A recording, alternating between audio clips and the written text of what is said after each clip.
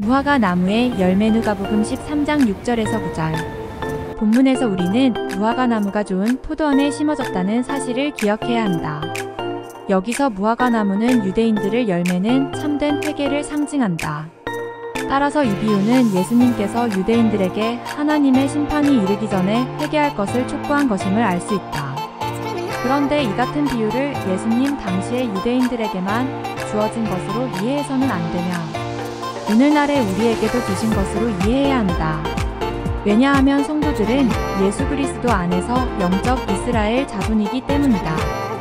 주인이 관심을 갖고 사랑했던 무화과 나무는 3년 동안이나 열매를 맺지 못하였다. 주인은 과원지기에게 열매를 맺지 못하고 땅만 버리는 무화과 나무를 찍어버리라고 명했다. 이에 과원지기는 1년만 더 기회를 주도록 간청했다. 과원지기의 간청을 들은 주인은 그렇게 하기도 했다. 이것은 하나님께서 이스라엘 백성에게 회개할 기회를 더 주신다는 뜻이었다. 우리 주님도 때가 되었을 때 당연히 나무에 열매 맺기를 원하신다. 열매 맺을 때 열매 맺지 못하면 불에 던지울 수밖에 없다. 그러나 때로는 때가 아닌 순간에도 열매 보기를 원하신다.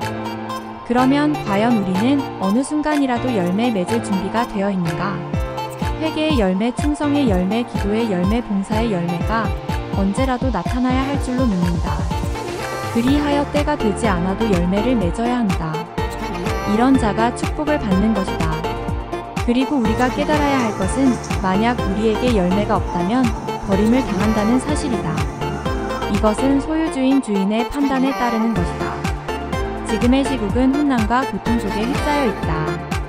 그러나 이러한 혼란과 고통의 시간 속에서도 열매 맺기를 갈망한다면 우리 주님은 언제나 늘 함께 하실 것이다. 또 하나의 교훈은 찍히지 않도록 작은 일에도 최선을 다하라는 것이다. 우리에게 기회가 올 때는 용의 머리로 오지만 기회를 놓치면 뱀의 꼬리로 지나가 버리고 만다. 결국 모든 책임은 찾아온 기회를 살리지 못한 나의 탓이 되는 것이다. 그러므로 남의 탓하기에 앞서 나의 부족을 반성할 때 주님은 넘치도록 주신다. 안식일에 병을 고치시다. 누가복음 13장 10절에서 21절. 예수님께서 안식일에 회담에서 말씀을 가르치실 때 18년 동안 귀신 들어 앓으며 허리가 꼬부라진 여자가 있었다. 이 여자는 18년간 불구자로 지냈으나 희망을 잃지 않고 꾸준히 회당에 나와 예배를 드렸다. 그래서 예수님께서는 그 여인을 불쌍히 보시고 병을 고쳐주셨다. 이 모습을 지켜본 회당장은 예수님께서 안식일에 병을 고치셨다고 분을 내었다. 그는 사람을 사랑하는 마음이 없었으며 오직 형식적인 신앙에 얽매여 외식적인 생활을 하는 직업적인 종교인이다.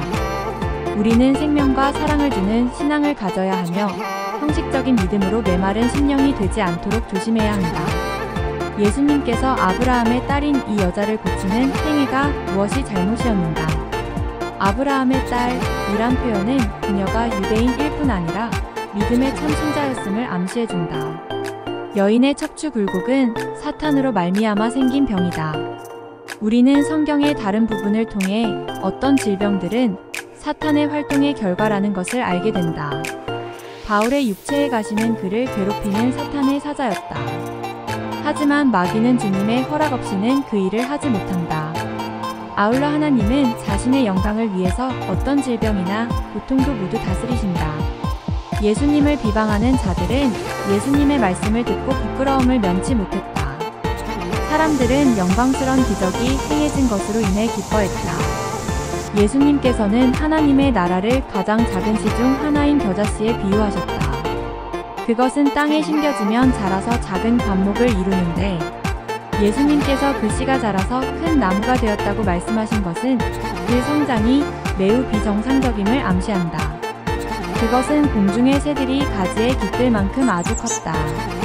여기서 말하는 의미는 기독교는 처음에는 겨자씨 한 알처럼 미미하게 시작했으나 점점 대중화되어 오늘날 우리가 아는 것과 같은 기독교계를 이루었다는 것이다.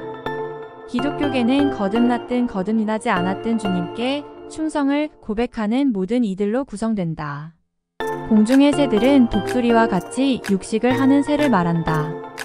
그들은 악의 상징으로서 기독교계가 여러 형태의 부패의 온상이 된 사실을 묘사해준다. 두 번째 비유는 하나님의 나라를 여자가 가루 3말 속에 갖다 넣은 누룩에 비유했다. 우리가 믿기에 누룩은 성경에서 항상 악을 상징해준다. 여기서의 의미는 악한 교리가 하나님의 백성의 순전한 음식 속에 들어왔다는 것이다. 이 악한 교리는 가만히 있지 않는다.